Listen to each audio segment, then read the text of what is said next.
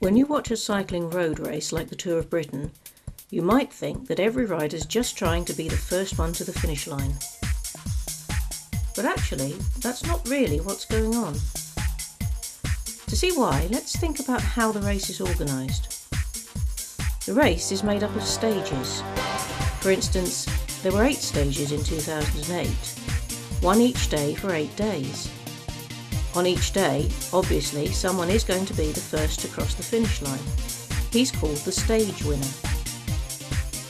But there are also other classes called classifications within the race. One thing you can win each day is called the Combativity Award.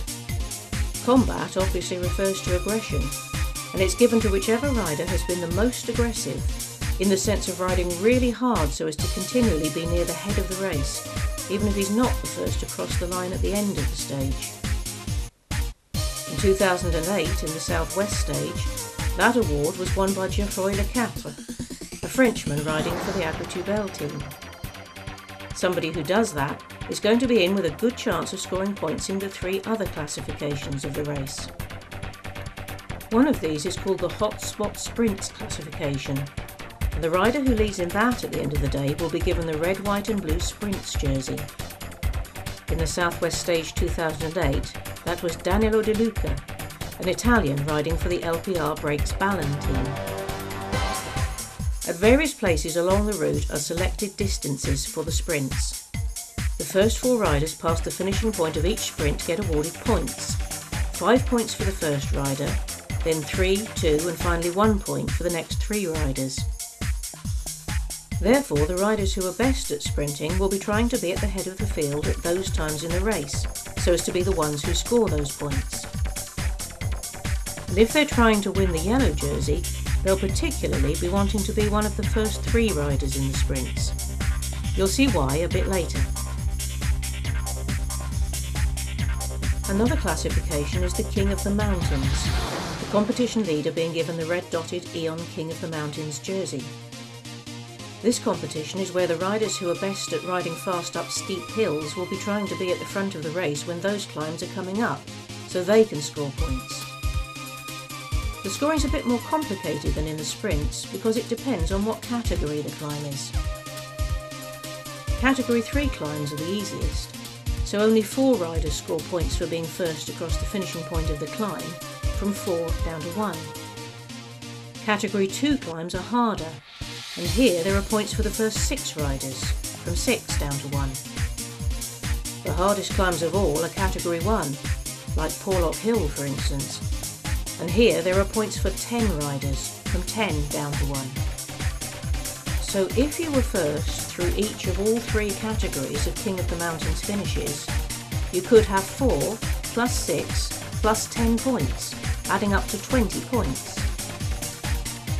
In 2008 it was Englishman Christian House, who rides for the Rafa Condor recycling team, who won that classification for the Southwest stage.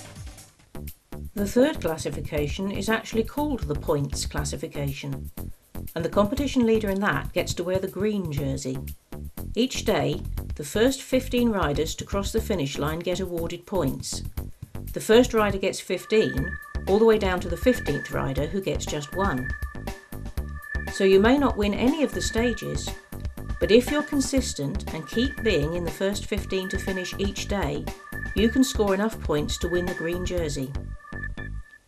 In the 2008 Southwest stage, it was won by Englishman Roger Hammond, who rides for Team Columbia.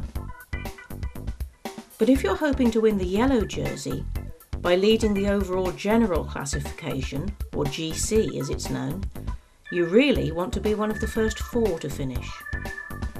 Why? Well, do you remember earlier we also said that riders want to be one of the first 3 to score points at each hotspot sprint? That's because each time they do that, they get bonus seconds taken off their time. And being one of the first 4 to cross the finish line means they get bonus seconds taken off for that too. At the race finish, the first rider gets 5 points, or seconds, taken off his time. The second rider gets 3 seconds, the third rider gets 2 seconds, and the fourth rider 1 second. A second isn't very long. So why is that important for the yellow jersey worn by the race leader? The yellow jersey is given to the rider who's ridden the stages with the lowest cumulative time. That is, the actual time he's taken, then with the bonus seconds taken off as well. So let's say you won a stage in a time of 4 hours exactly. Great riding. But if you'd also been first through each of the 3 sprints, you'd have got 3 seconds each time for doing that, which would make 9 seconds to take off your time. So that would bring you down to 3 hours, 59 minutes and 51 seconds. Take off another 5 seconds for being the first to cross the line, and your cumulative time would have become 3 hours, 59 minutes and 46 seconds. In reality, it's not very likely a rider would be able to be first all 4 times. Road racing is very hard physically and mentally, but you get the idea.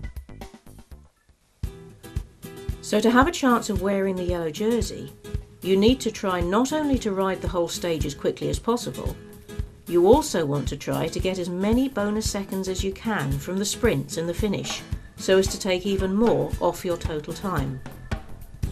And every second really does count. In 2007, the Agri-Toubel team rider who won, a Frenchman called Romain Fayou, won the whole race after 7 days of racing over hundreds of miles by just 1 second. In 2008, Emilien Bergès, another Frenchman who rides for the Agri-Toubel team, won the yellow jersey for the Southwest stage. But do you remember that earlier we mentioned his teammate Geoffroy Lecatre? In the end, after 8 days of racing, it was Geoffroy who won the overall Tour of Britain race for 2008 by a margin of just 5 seconds.